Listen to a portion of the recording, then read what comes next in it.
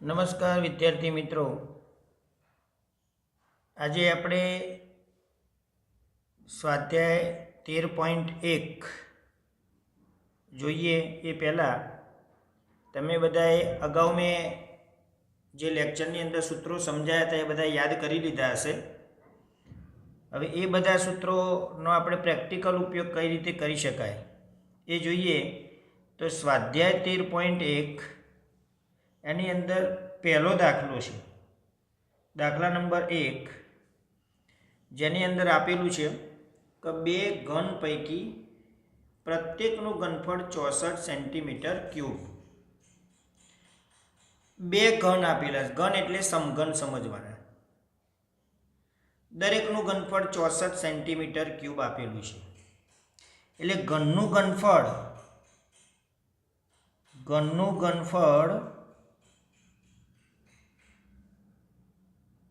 કેટલું આપેલું છે? 64 સેન્ટીમીટર ક્યુબ. હવે તમે જાણો છો કે ઘનનું ઘનફળ શોધવા માટેનું સૂત્ર કયું છે? L cube. એલ ક્યુબ બરાબર 64. તો એલ બરાબર 64નું ઘનમૂળ કેટલું થાય? તો 64નું ઘનમૂળ 4 થાય. તો આ રીતે જે ઘન છે એની લંબાઈ કેટલી હોય? 4 સેન્ટીમીટર હોય. હવે મિત્રો અહીંયા કેટલા ઘન હતા? બે ઘન હતા. એટલે આ પહેલો ઘન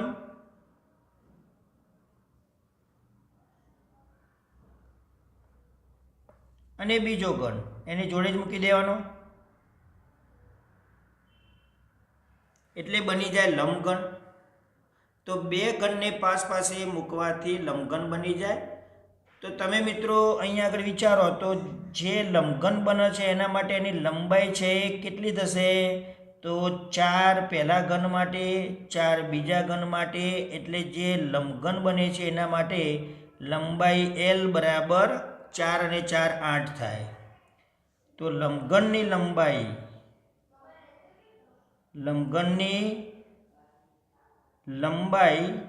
લંબાઈ જેને આપણે કેપિટલ એલ કહી દઈએ, કેટલી થશે?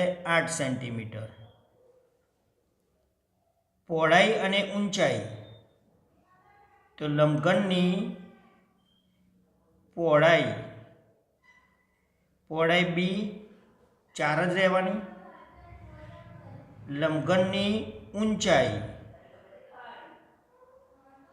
એચ પણ કેટલી રહેશે? 4 સેન્ટીમીટર જ રહેશે. તો ખાલી લંબાઈ છે લંબઘનની બદલાઈ જાય, પરંતુ પહોળાઈ અને ઊંચાઈ છે એ શું થાય? તો પહોળાઈ અને ઊંચાઈ છે 4 સેન્ટીમીટર થશે. હવે શોધવાનું છે લંબઘનનું પૃષ્ઠફળ શોધો. હવે મિત્રો યાદ કરીએ આપણે કે લંબઘનનું પૃષ્ઠફળ બરાબર કયું સૂત્ર છે? લંબઘનનું પૃષ્ઠફળ શોધવું હોય તો 2 વખત લંબાઈ ગુણ્યા પહોળાઈ વત્તા પહોળાઈ ગુણ્યા ઊંચાઈ વત્તા ઊંચાઈ ગુણ્યા લંબાઈ. એટલે 2LB + BH + HL. અહીંયા આગળ એલ કેપિટલ લખીશું. કેપિટલ એલ એટલે લંબઘનની લંબાઈ. હવે અહીંયા આગળ આપણે કિંમત મૂકી દઈએ. 2 વખત લંબાઈ અને પહોળાઈનો ગુણાકાર 8 ગુણ્યા 4 વચ્ચે પ્લસ પહોળાઈ ઊંચાઈનો ગુણાકાર 4 ગુણ્યા 4, ઊંચાઈ અને લંબાઈનો ગુણાકાર 4 ગુણ્યા 8 બરાબર. બધામાં 4 આવ્યા, 4 કોમન કાઢી શકાય. શું વધ્યા? 8 વત્તા 4 વત્તા 4, સોરી 8 વત્તા 4 વત્તા 8, 4 દુ 8 થાય. 8 8 16 ને 4 20 થાય. 8 દુ 16, 160 સેન્ટીમીટર સ્ક્વેર. 160 centimetre square. તો આ રીતે ઘનનું પૃષ્ઠફળ એટલે બધી બાજુઓનું ક્ષેત્રફળ આપણે શોધવાનું હતું. જે 6 પૃષ્ઠ આવે, 6 પૃષ્ઠનું ક્ષેત્રફળ બરાબર 2 કૌંસમાં લંબાઈ ગુણ્યા પહોળાઈ વત્તા પહોળાઈ ગુણ્યા ઊંચાઈ વત્તા ઊંચાઈ ગુણ્યા લંબાઈ. તો આ રીતે આપણે પહેલો દાખલો સ્વાધ્યાય 13.1 એ પૂર્ણ કર્યો. એના પછી બીજા નંબરનો દાખલો જોઈએ. ચલો બીજો પ્રશ્ન છે મિત્રો, એક અર્ધગોલક ઉપર એક પોલો નળાકાર બેસાડેલો હોય તેવું એક પાત્ર છે. અર્ધગોલક ઉપર પોલો નળાકાર બેસાડેલો હોય તેવું એક પાત્ર છે. અર્ધગોલકનો વ્યાસ 14 સેન્ટીમીટર છે અને વાસણની કુલ ઊંચાઈ 13 સેન્ટીમીટર છે. વાસણની અંદરની સપાટીનું પૃષ્ઠફળ શોધો. ચલો તો અહીંયા આકૃતિ આપણે દોરીએ. તો ઉપર નળાકાર,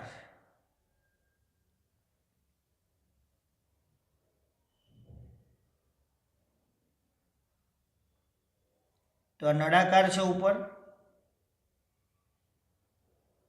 અને નીચે અર્ધગોળો. વાસણ કેવું? અર્ધગોલકની ઉપર એક પોલો નળાકાર. અર્ધગોલકનો વ્યાસ 14 સેન્ટીમીટર. અર્ધગોલકનો વ્યાસ 14 સેન્ટીમીટર એટલે કે ડી આપણે કહીએ તો ડી બરાબર 14 સેન્ટીમીટર. વાસણની કુલ ઊંચાઈ એટલે નળાકારથી લઈ છેક ક્યાં સુધી? તો અર્ધગોળાના તળિયા સુધી. તો શું કીધું? અર્ધગોલકનો વ્યાસ 14, વાસણની કુલ ઊંચાઈ 13. તો વાસણની અંદરની સપાટીનું પૃષ્ઠફળ શોધો. તો અહીંયા આગળ મિત્રો જુઓ, જે આપણે નળાકારનો વ્યાસ આપેલો છે એ જ વ્યાસ કોનો થવાનો? અર્ધગોળાનો. હવે આપણે ટોટલ જે ઊંચાઈ આપેલી છે એમાંથી આ મારી જે પેન ફરે છે એ ભાગ પણ શું કહેવાય? ત્રિજ્યા કહેવાય. વ્યાસ ડી બરાબર 14, તો ત્રિજ્યા આર શોધવા હોય તો D/2, વ્યાસના અડધા 14/2 એટલે કેટલા થશે? 7 થશે. હવે આપણે શું કરવું છે? તો નળાકારની ઊંચાઈ શોધવી છે. તો નળાકારની ઊંચાઈ શોધવા માટે શું કરવું પડે? તો કુલ ઊંચાઈ જે આપેલી છે એમાંથી ત્રિજ્યા જે છે એ બાદ કરી દો. આકૃતિમાં તમે જોઈ શકો છો, કુલ ઊંચાઈ જે છે એમાંથી આ જે ભાગ છે એ ત્રિજ્યા કહેવાય. તો આ પણ ત્રિજ્યા કહેવાય, આ પણ ત્રિજ્યા કહેવાય, આ પણ ત્રિજ્યા કહેવાય. તો કુલ ઊંચાઈમાંથી ત્રિજ્યા બાદ કરી દઈએ. કુલ ઊંચાઈ એટલે 13, ત્રિજ્યા 7 એટલે 6 સેન્ટીમીટર નળાકારની ઊંચાઈ મળી. હવે પ્રશ્ન અહીં આગળ એવો છે કે જે પાત્ર છે એ પાત્રનું અંદરનું ક્ષેત્રફળ કેટલું થાય? તો આપણે બે વસ્તુ જાણીએ છીએ. એક તો ત્રિજ્યા r બરાબર 7 સેન્ટીમીટર મળી અને ઊંચાઈ h એટલે નળાકારની ઊંચાઈ h બરાબર કેટલી મળી? 6 સેન્ટીમીટર. હવે વાસણનું કુલ ક્ષેત્રફળ શોધવું હોય તો એની અંદર બે આકાર જોવા મળે છે, એક નળાકાર અને એક અર્ધગોળો. તો વાસણનું કુલ પૃષ્ઠફળ જેની અંદર બે આકાર આવશે, નળાકારનું ક્ષેત્રફળ વત્તા અર્ધગોળાનું ક્ષેત્રફળ. પણ ક્ષેત્રફળ કયા આવશે? વક્ર સપાટીના ક્ષેત્રફળ. નળાકારનું ક્ષેત્રફળ શોધવા માટેનું સૂત્ર 2πrh અને અર્ધગોળા માટે 2πr². આ બંને સૂત્ર મૂક્યા, અર્ધગોળાની વક્ર સપાટીનું ક્ષેત્રફળ અને નળાકારની વક્ર સપાટીનું ક્ષેત્રફળ. હવે આપણે એની અંદર આપણે શું સાદુરૂપ આપી શકાય? તો બંનેમાંથી 2π બંનેમાં છે અને r પણ છે એટલે 2πr કોમન નીકળે. 2πr કોમન કાઢ્યા પછી શું વધે? h વધે. 2πr નીકળી ગયો, r વધ્યો. ચલો હવે કિંમત મૂકો. 2πની કિંમત અંદર જો કીધેલું હોય 3.14 લેવાની તો જ 3.14 લેવાની, નહીં તો પછી પાઈની જગ્યાએ આપણે 22/7 લઈ લઈશું. તો 2πની કિંમત 22/7, r ફોર ત્રિજ્યા, રેડિયસ એટલે 7 આપેલા છે. તો 2πr કૌંસમાં h + r, h એટલે 6 આર એટલે 7. ચલો અહીંયા 7 છે એ નીકળી જાય છે. 22 દુ 44, 7 અને 6 નો સરવાળો 13, ગુણાકાર કરી દો એટલે આ એનો આન્સર થઈ જાય. તો ગુણાકાર કરી અને પાછળ આપણે એનો એકમ છે એ મૂકવો પડે. તો ક્ષેત્રફળ શોધ્યું, બધું સેન્ટીમીટરમાં હતું એટલે સેન્ટીમીટર સ્ક્વેર એનો એકમ આવશે. એટલે 44 અને 13નો ગુણાકાર આપણે કરવાનો થાય, જે ગુણાકાર મળે એ એનો જવાબ થશે. ઓકે, તો આ દાખલાની અંદર બે આકાર સંયુક્ત રીતે લીધા, નીચે અર્ધગોળો ઉપર નળાકાર. તો પહેલાં શું ક્લિયર કરવાનું કે એના કયા કયા માપની જરૂર પડે. તો નળાકારની ત્રિજ્યા અને અર્ધગોળાની ત્રિજ્યા સમાન જ થશે. પછી નળાકારની ઊંચાઈ શોધવી હતી, તો કુલ ઊંચાઈ જે હતી એની અંદરથી ત્રિજ્યા બાદ કરી દો.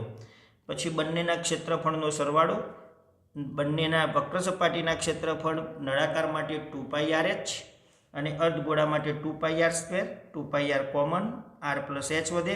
કિંમત મૂકી સાદુરૂપ આપતા 44 × 13, જેનો ગુણાકાર જે થાય તે એ તમારે જવાબ શોધી અને પછી ફાઇનલ જવાબ છે લખી દેવાનો. તો મિત્રો અહીંયા આગળ આપણે દાખલા નંબર 2 પૂર્ણ કર્યો. એના પછી દાખલા નંબર 3 જોઈએ. તો પ્રશ્ન અહીંયા આગળ ત્રીજો છે, અર્ધગોલકની ઉપર શંકુ લગાવેલો હોય તેવું એક રમકડું છે. હમણાં આપણે જોયું કે અર્ધગોલકની ઉપર નળાકાર હોય, અહીંયા આપેલું છે અર્ધગોલકની ઉપર શંકુ લગાવેલો હોય તેવું એક રમકડું છે. તે બંનેની ત્રિજ્યા 3.5 સેન્ટીમીટર છે. રમકડાની કુલ ઊંચાઈ 15.5 સેન્ટીમીટર હોય તો રમકડાનું કુલ પૃષ્ઠફળ શોધો. તો અર્ધગોલકની ઉપર શંકુ લગાવ્યો હોય એ પ્રકારનું રમકડું, તો આપણે એક લઈશું શંકુ,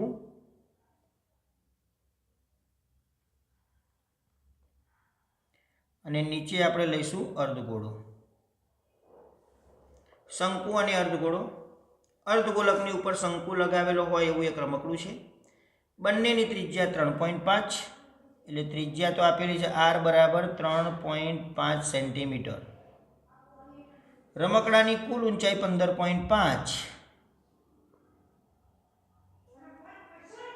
રમકડાની કુલ ઊંચાઈ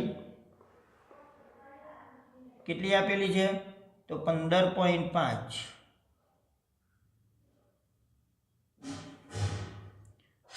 ત્રિજ્યા 3.5, રમકડાની કુલ ઊંચાઈ 15.5 સેન્ટીમીટર હોય તો રમકડાનું કુલ પૃષ્ઠફળ શોધો. તો પહેલાં આપણે શું કરીશું, તો r આપેલા છે, કુલ ઊંચાઈ આપેલી છે, તો આપણે સૌ પ્રથમ તો શું કરીશું, તો શંકુની ઊંચાઈ શોધવી પડે. તો કુલ ઊંચાઈમાંથી અર્ધગોળાની આ ત્રિજ્યા કહેવાય, આ શંકુ માટે h કહેવાય. ઓકે, તો શંકુની ઊંચાઈ આપણે શોધવા માટે શું કરવું પડે, તો શંકુની ઊંચાઈ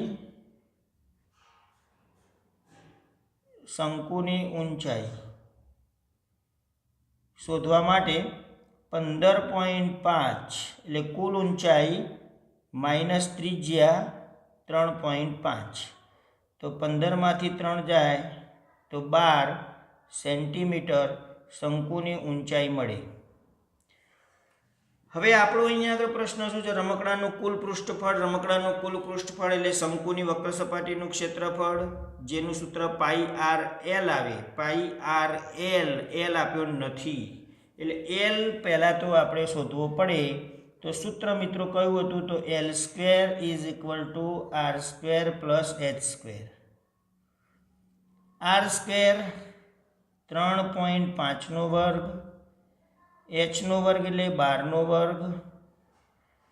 ચલો બરાબર 3.5 12.25, 3.5 નો વર્ગ અને 12 નો વર્ગ 144. 144 અને 12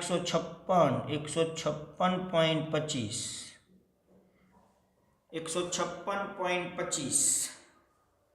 156.25 નું વર્ગમૂળ શું થાય, તો મિત્રો અહીંયા આગળ 156.25 હતા, જેનું વર્ગમૂળ 12.5 થાય એટલે l બરાબર 12.5. પછી કુલ ક્ષેત્રફળ એટલે શંકુની વક્ર સપાટીનું ક્ષેત્રફળ અને અર્ધગોળાની વક્ર સપાટીના ક્ષેત્રફળનો સરવાળો.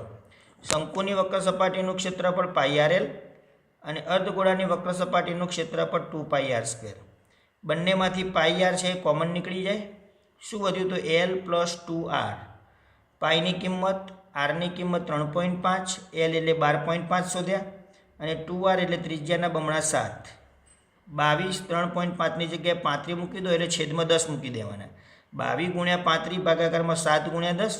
12.5 અને 7નો સરવાળો કેટલો થાય? 195 ભાગાકારમાં 10 એટલે કે 12 7 19.5. પણ પોઈન્ટ કાઢી નાખ્યા. 195 ભાગાકારમાં 10. 7 × 5 = 35. 5 થયા. 22 × 5 = 110. 195 ભાગાકારમાં 10 × 10 100. શૂન્ય નીકળી જાય. 11 × 195 ભાગાકારમાં 10. તો આનો જવાબ છે શોધી નાખો. એકમ એનો લખી દેવાનો સેન્ટીમીટર સ્ક્વેર. Centimetre square. તો આપણે દાખલા નંબર 3 છે મિત્રો પૂર્ણ કર્યો. હવે જોઈએ છીએ આપણે દાખલા નંબર 4. ચલો મિત્રો, ચોથો દાખલો છે કે 7 સેમી બાજુવાળા માપવાળા સમઘનની ઉપર અર્ધગોલક મૂકેલો છે.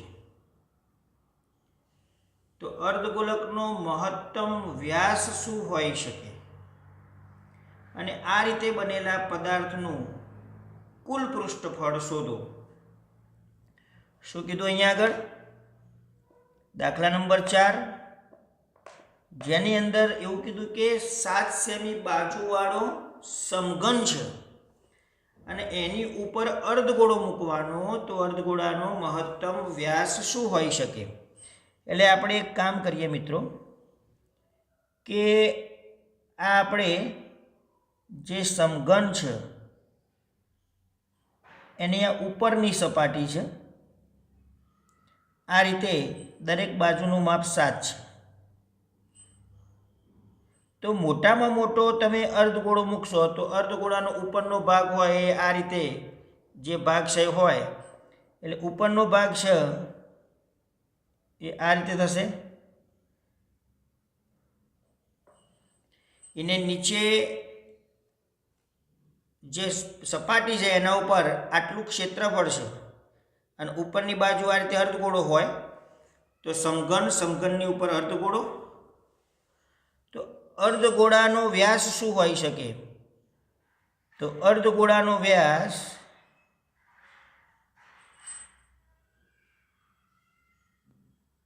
બરાબર શું હશે? તો 7 સેન્ટીમીટર જ હશે. જે સમઘનની બાજુનું માપ હોય એ જ અર્ધગોળાનો વ્યાસ થાય. હવે આપણે શું કરવાનું છે? તો સમઘનની ઉપર જ્યારે આપણે અર્ધગોળો મૂકી દઈએ ત્યારે કેટલી સપાટી છે એ દેખાશે. તો તમે સમજો કે કોઈ આપણે પદાર્થ છે તો ટોટલ સમઘનની સપાટી કેટલી હોય? તો 6 સપાટી હોય. પણ એમાં એક સપાટી ઉપર આપણે જ્યારે અર્ધગોળો મૂકી દઈએ છીએ ત્યારે જે એક સપાટી છે એનો વર્તુળાકાર ભાગ છે એ દેખાવાનું બંધ થઈ જશે. ફરીથી જ્યારે સમઘનની ઉપર અર્ધગોળો મૂકીએ ત્યારે સપાટી તમને કેટલી દેખાશે? ચોરસ સપાટી છે એ 5 જ દેખાશે. પણ છઠ્ઠી સપાટી જે છે એટલે આપણે એનો ઊભો છેદ જોઈએ તો આ સમઘન હોય અને એની ઉપર આપણે આ રીતે જ્યારે અર્ધગોળો મૂકીએ ત્યારે આ ઉપરની સપાટી છે એ દેખાવાનું બંધ થઈ જશે. એટલે કુલ ક્ષેત્રફળ શોધવામાં આપણે શું કરવું પડે? તો 5 સપાટીનું ક્ષેત્રફળ અને છઠ્ઠી સપાટી ગણવાની. પણ કેવી ગણવાની? ને તો બીજી રીતે આપણે ગણી શકાય કે 6 સપાટીનું ક્ષેત્રફળ શોધવાનું થાય. પછી અર્ધગોળાનું વક્ર સપાટીનું ક્ષેત્રફળ શોધવાનું થાય. અને જે સપાટી ઉપર આપણે અર્ધગોળો મૂક્યો હતો એટલે અર્ધગોળો એટલે અર્ધગોળાનો જે નીચેનો ભાગ છે વર્તુળાકાર હોય તો વર્તુળ છે આપણે બાદ કરી દેવું પડે. તો ટૂંકમાં આપણે ક્ષેત્રફળ શોધવું છે. અર્ધગોળાનો વ્યાસ 7 થાય એટલે એની ત્રિજ્યા કેટલી થશે? 7/2 સેન્ટીમીટર. હવે આપણે શોધવું છે શું? તો કુલ પૃષ્ઠફળ. તો કુલ પૃષ્ઠફળ બરાબર સમઘનનું કુલ પૃષ્ઠફળ વત્તા અર્ધગોળાની વક્ર સપાટી અને સમઘનની જે સપાટી ઉપર આપણે અર્ધગોળો મૂક્યો હોય એટલે એના દ્વારા વર્તુળાકાર ભાગ છે એ શું કરી દેવો પડે? બાદ કરી દેવો પડે, માઇનસ વર્તુળનું ક્ષેત્રફળ. હવે સમઘનનું કુલ ક્ષેત્રફળ એટલે 6l². એલ બરાબર કેટલા આપેલા છે? 6 આપેલા છે, સોરી 7. એલ બરાબર 7 સેન્ટીમીટર, ધારની લંબાઈ 7. અર્ધગોળા માટે સૂત્ર છે 2πr² અને વર્તુળનું ક્ષેત્રફળ πr². તો is equal to 6l² plus 2πr² માંથી πr² જાય તો πr² વધે. હવે આની અંદર તમારી કિંમત મૂકી અને સાદુરૂપ આપી દેવાનું. 6 ગુણ્યા એલ, એલ એટલે કેટલા હતા? 7. 7નો વર્ગ 49 વત્તા પાઈની કિંમત 22/7 અને આરનો વર્ગ, આર એટલે 7/2 આવ્યા, 7/2 ગુણ્યા 7/2. તો આ વચ્ચે સરવાળાનો સંબંધ છે, આ ધ્યાન રાખજો. તો અહીંયા 7 7 નીકળી જશે, 11 દુ 22. એટલે આનું મિત્રો તમે પછી સાદુરૂપ છે એ જાતે તમે આપી દેજો. તો શું યાદ રાખવાનું કે જ્યારે સમઘન હતો, સમઘનની 6 સપાટીનું ક્ષેત્રફળ, એક સપાટી ઉપર આપણે અર્ધગોળો મૂક્યો છે. એ અર્ધગોળો મૂકવાને કારણે છઠ્ઠી સપાટી છે એ દેખાતી નથી, પરંતુ એ ઉપરનો ભાગ છે એ અર્ધગોળાની વક્ર સપાટી દેખાય છે. અને નીચે સમઘનની ઉપર વર્તુળાકાર ભાગ છે એ દેખાવાનું બંધ થઈ જાય છે. એટલે વર્તુળાકાર ભાગનું ક્ષેત્રફળ શું કરી દેવાનું? બાદ કરી દેવાનું. તો ચોથા દાખલાની અંદર આપણે શું કરીશું? તો અર્ધગોળાનો વ્યાસ કેટલો થાય? તો જે સમઘન હતો એની જે લંબાઈ હતી, બાજુનું માપ હતું, એ અર્ધગોળાનો વ્યાસ થશે. ત્રિજ્યા મળે 7/2 અને સૂત્ર આપણે મૂકીશું કુલ પૃષ્ઠફળ શોધવું હોય તો સમઘનનું કુલ પૃષ્ઠફળ વત્તા અર્ધગોળાની વક્ર સપાટી, અને અર્ધગોળાએ જે સમઘનની ઉપર સપાટી દબાવી એ વર્તુળાકાર હશે તો વર્તુળનું ક્ષેત્રફળ શું કરી દેવાનું? બાદ કરી દેવાનું. તો આપણે આ દાખલા નંબર 4 છે પૂર્ણ કર્યો. એના પછી જોઈએ દાખલા નંબર 5. ચલો મિત્રો, 5મો દાખલો. એક સમઘન લાકડાના ટુકડાના એક પૃષ્ઠમાંથી એક અર્ધગોલક કાપવામાં આવે છે. અર્ધગોલકનો વ્યાસ એલ એ સમઘનની બાજુના માપ બરાબર છે. બાકી પદાર્થનું કુલ પૃષ્ઠફળ શોધો. તો આખી આકૃતિ છે તેનું તમારે કલ્પના કરવી પડે, એનું ઇમેજિંગ તમારા મગજમાં હોવું જોઈએ. એને ઇમેજ શું હોય કે દાખલા તરીકે એક સમઘન છે, ઓકે, અને એમાંથી એક અર્ધગોળો કાપવામાં આવે એટલે અર્ધગોળાનો ઉપરનો ભાગ તો જે વર્તુળ હશે અને અંદરથી કોતરી નાખવામાં આવે એટલે અર્ધગોળાનો નીચેનો ભાગ છે એ કોતરી નાખવામાં આવે તો શું થાય? તો સમજો કે સમઘનની ઉપરથી આપણે એક અર્ધગોળો કોતરી નાખ્યો તો તમને કેવી આકૃતિ જોવા મળશે? તો શું કરવું પડે? તો સમઘનનું કુલ ક્ષેત્રફળ હતું, સમઘનનું કુલ ક્ષેત્રફળ, એની અંદરથી તમે શું કર્યું? તો અર્ધગોળો કાપી નાખ્યો. હવે જે ભાગ બાકી રહેશે એનું આપણે ક્ષેત્રફળ છે શોધવાનું છે. તો તમે કેવી રીતે ક્ષેત્રફળ શોધશો? તો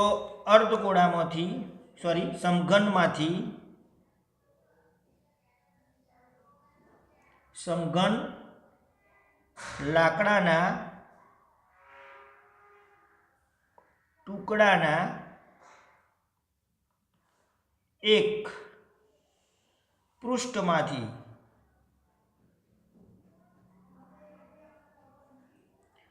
અર્ધગોલક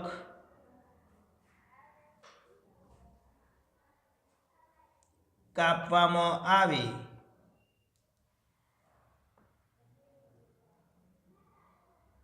ત્યારે અર્ધગોલકનો વ્યાસ